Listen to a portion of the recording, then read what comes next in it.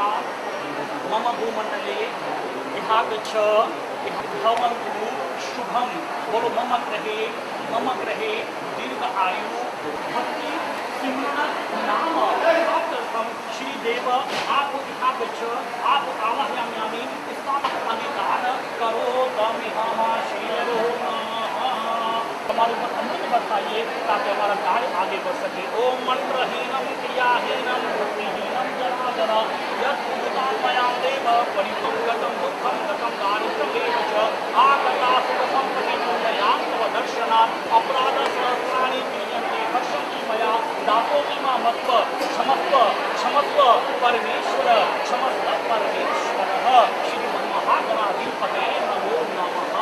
आगे ओम का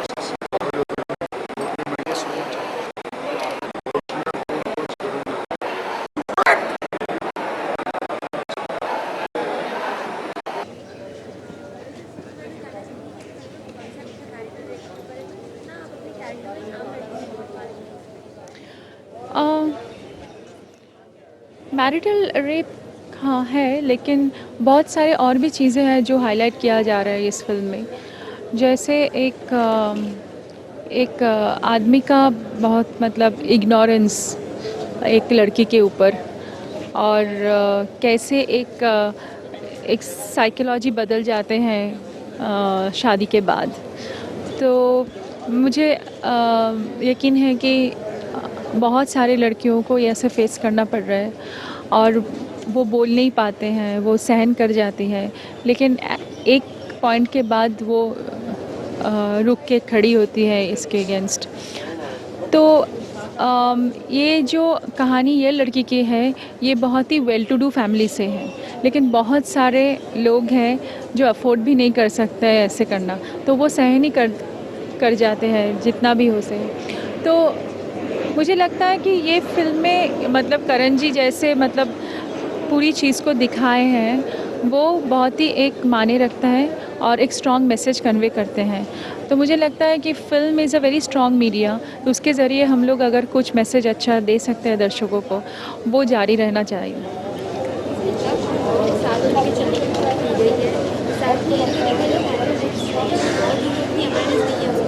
हाँ, इसीलिए ये फ़िल्म में हम लोग बहुत कुछ जानते नहीं इसके बारे में, वो अभी इस फ़िल्म में दिखाया गया है और बहुत सारी इन्फॉर्मेशंस भी दिया गया है कि हम लोग किस तरह से अप्रोच कर सकें।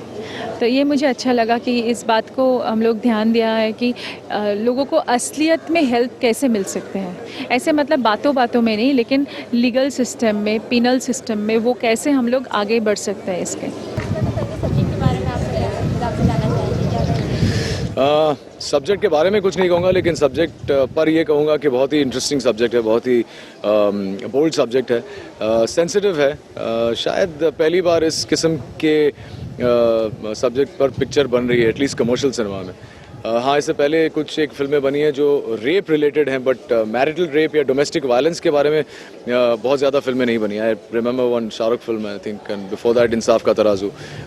So it's an interesting story, very excitingly told. It's not like you're dealing with that subject all through. That is the underlying emotion of the film. And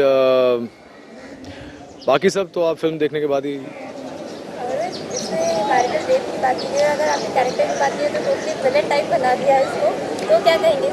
नहीं, आप ऐसा क्यों कहते हैं? आप ऐसा क्यों कह रहे हैं कि विलन टाइप बना दिया है? ये कैरेक्टर रियल है, आपके अंदर भी विलन है, मेरे अंदर भी विलन है, कहीं ना कहीं हम सब के अंदर एक डार्क पोर्शन होता है। That's humanity, that's human nature. लेकिन आपका जो अच्छा पोर्शन है, आपके अंदर जो अच्छाइयाँ हैं, वो कितने उन बुराइयाँ को दबा सकती हैं। दैट इज़ जिसे कहते हैं ना, the victory to become a nicer person. इसीलिए मैं ये नहीं कहूँगा कि he is a black character, he is a very real character who is got white, black, grey. And again, जब मैंने ये फिल्म सुनी थी और जब मैंने ये फिल्म के लिए हाँ कहा था, तो हम दोनों के बीच में जो बात हुई थी उसमें एक चीज़ क्लियर था कि I'll play the character as the character is written. I'm not going to be judgmental about the character and try and play it a certain way. Let people decide what is wrong, how wrong is wrong.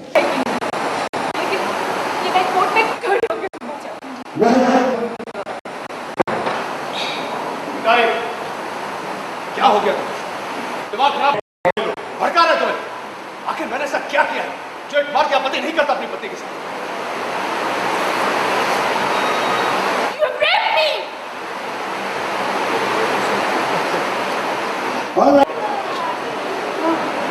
After the clap is given.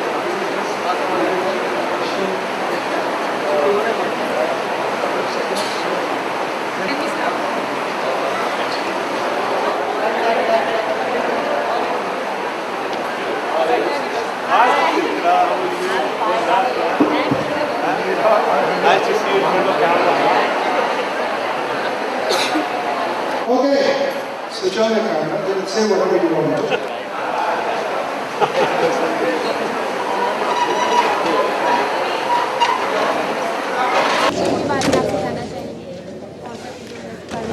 The film is Mittal versus Mittal और मैं इसमें करुणा राव का किरदार निभा रही हूँ जो कि लॉयर है, लॉयर का रोल है एंड बहुत इंटरेस्टिंग स्क्रिप्ट है, वेरी पावरफुल स्क्रिप्ट है and it's a subject which I connected emotionally with, which is why I am here.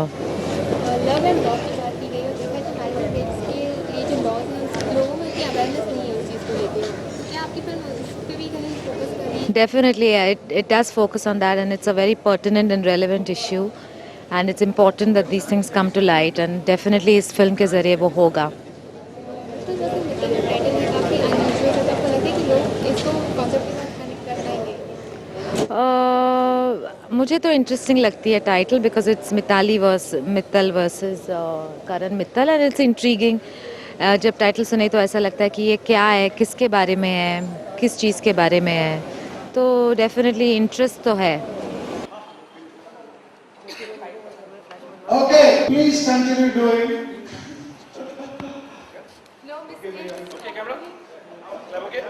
It is like marriage, no retakes.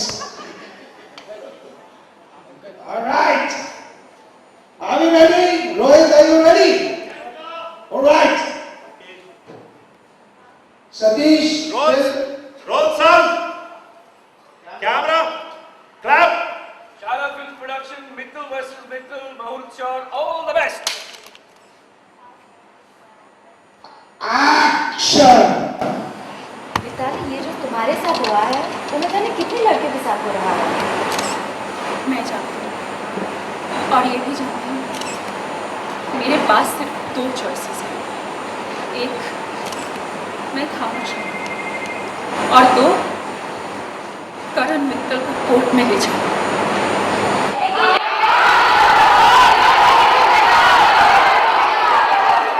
मुझे ये मालूम नहीं है कि आजकल कोर्ट में केस नंबर देने के बाद भी मिताली मित्तल विरुद्ध करण मित्तल कहा जाता है कि नहीं, लेकिन मैं ये कोर्ट में खड़ी होकर सुनना चाहती हूँ।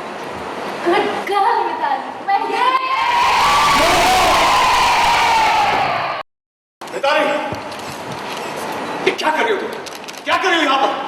ये लोग तुम्हें भड़का रहे हैं। आखिर मैंने ऐसा क्या किया जो एक पति अपनी पत्नी के साथ नहीं करता?